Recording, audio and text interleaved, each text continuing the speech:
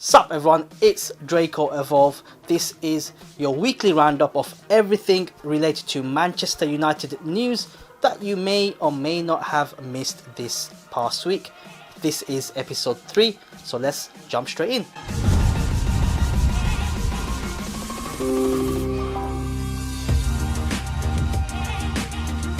First up, earlier in the week we saw a news coming out that Angel Di Maria's wife has pretty much insulted the whole of Manchester, let alone Manchester United club itself.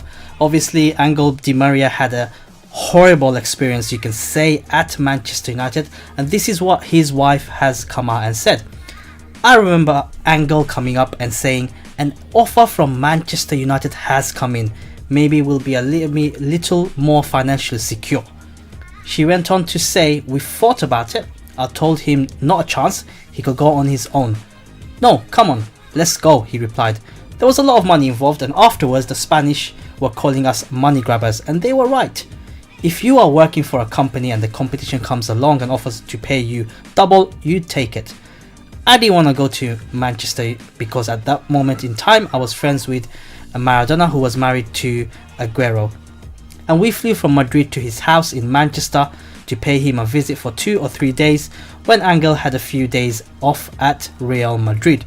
It was horrible. All of it was horrible. We went to the house and we were like, see you later guys, we're out of here. When we left, I said to him, go to any country except England. Anyway, 1 year later, and there we were in Manchester. A shithole. I didn't like anything about it, not a thing. The women are all skinny, prime and proper weird. You're walking down the street and you don't know if they're going to kill you or what. The food is disgusting. All the girls are dolled up to the nines, perfectly made up, and there's me with my hair in a bun with no makeup. Gary Neville obviously came out and responded, and he has this to say to this criticism. All I will say is, we hear these stories from time to time where a player has played like a drain, like Di Maria did at Manchester United. He was awful, and I had high expectations and excitement when he came to the club, thinking we were signing a top player. He was never interested from day one. What he needs to do is look across the road at Sergio Aguero, his Argentinian compatriot, or Pablo Zabaleta, who have done alright in Manchester and haven't been in a rush to leave. I will defend my city to the hilt, and she did have an unfortunate experience where there was a robbery, which will hamper you mentally and will cloud your judgment. So, bit of a war of words going back and forth from Angel Di Maria's wife and obviously Gary Neville. In my opinion, Angel Di Maria didn't have the best of time at Manchester. I think his attitude stank. In terms of his stats, he played 32 games for Manchester, scoring 4 goals, 12 assists. He had a fantastic, I think, first few months or weeks when he was at Manchester, and as a Manchester United fan, to come out and see someone like Angel Di Maria coming to Manchester United, we were all excited to see him perform. Unfortunately, and a lot of reports did come out, he wasn't happy, he didn't give that much in training, and Gary Neville has rightfully at the end called him a drain. Now, it's not the worst of stats, 12 assists, 4 goals in 32 games, but I think overall his attitude just stank. Sticking to Gary Neville, he came out and said that he is more confident of Manchester United title challenge next season recently in Sky Sports. So he went on to say, if we hadn't had this virus, I think Manchester United could have been 2 or 3 years away, he said. Where I think there is a massive change in making them competitive is if you were at a top player in Europe at this moment in time. And you had the choice of Real Madrid, Barcelona, Juventus, Liverpool, Man City, all those clubs. Manchester United were likely to lose out on those players because of where they are in the cycle of the team. I think now, out of those 8 clubs, I think 6 of them could be completely redundant in the transfer market in terms of spending 60, 80 million pounds. Manchester United's ability will still be there. United still need to add a few players of really high quality, and they are in a position to be able to capitalise this summer in the transfer market. they will be one of the clubs who still has some ability to do some business, and whereas in the past they found it difficult to keep prices and wages down in the past 8 years, they'll be in a very strong position to hold their nerve this summer. This is really important summer for Manchester United.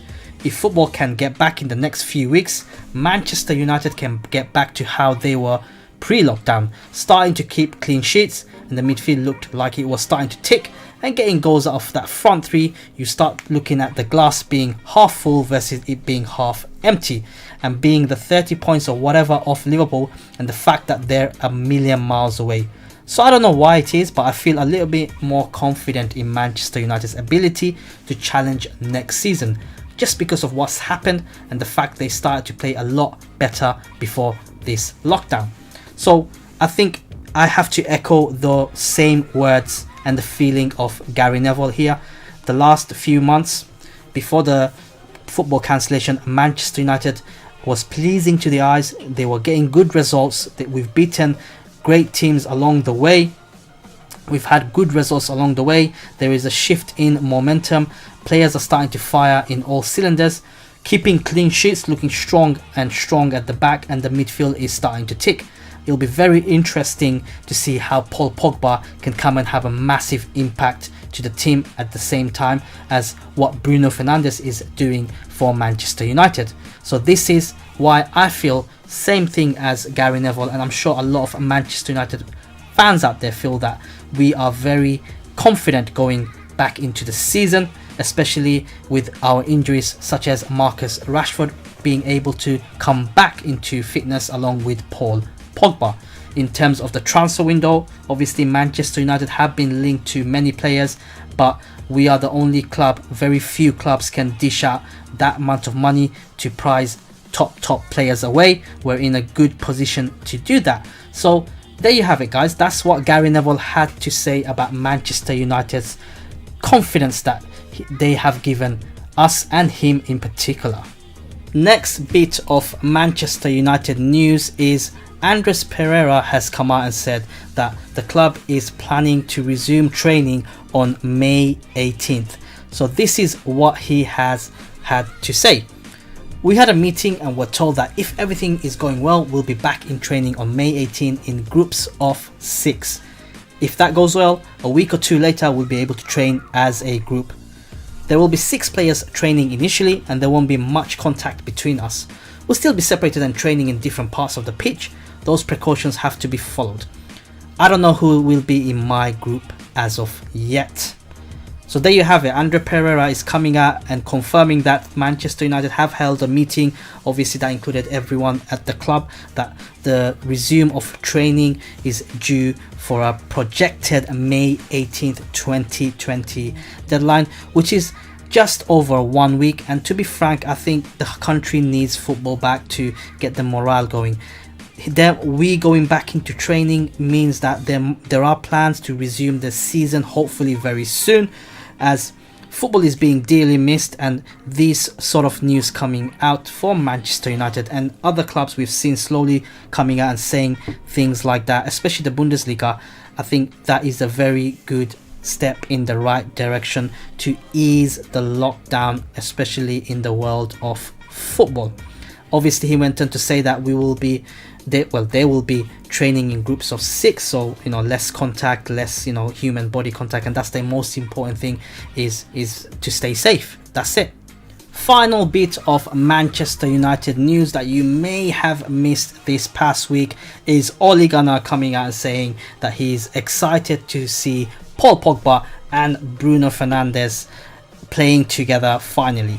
So he's had this to say: I think it's exciting. We do have an exciting squad. I've got Scott McTominay, Fred, Matic. There's many games coming up, and I'm sure we can find a good connection between them. We've been discussing that as a coaching team, of course, and we're looking forward to it. Of course, Bruno coming in, making the impact he made, it was a boost for everyone, the club, the supporters and players. Getting Paul and Marcus Rashford back will be fantastic. Paul has had a difficult season with injuries, and Marcus as well is getting back. So for us and for them too, this gives them a chance to start on a par or even ahead of other players. So Ole Gunnar coming out and confirming everyone's thoughts really is, we're excited, man. We're excited to see Bruno Fernandes and Paul Pogba in the same lineup, and it's great that they're coming back from injuries, the long-term injuries in some cases, and some players have a lot to prove. I think Paul Pogba does have something to give back to Manchester United, and I do believe if his head is in the right place, he can. And the fact that he genuinely has a partner in the midfield who's an elite partner who's performed really well, which is Bruno Fernandes, it's going to be so exciting to finally see these two players play together in the same team. So thank you guys. This was all the news that Manchester United has had in this week.